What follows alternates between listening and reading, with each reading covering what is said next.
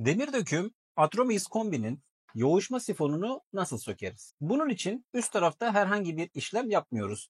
Hemen alt kısmında bulunan yoğuşma sifonunun alt kısmında bulunan kabı hafiften yana doğru çevirdikten sonra aşağıya doğru çektiğimizde kombinin yoğuşma sifonu dışarıya alınıyor. Sifonun içerisinde bir parçası daha bulunuyor. İçini ve bu parçayı temizledikten sonra içinin suyunu tamamlayıp tekrar yerine koyup aynı deliğin içerisine yerleştirip çevirdiğimizde yoğuşma sifonunun montajını da yapmış oluruz arkadaşlar.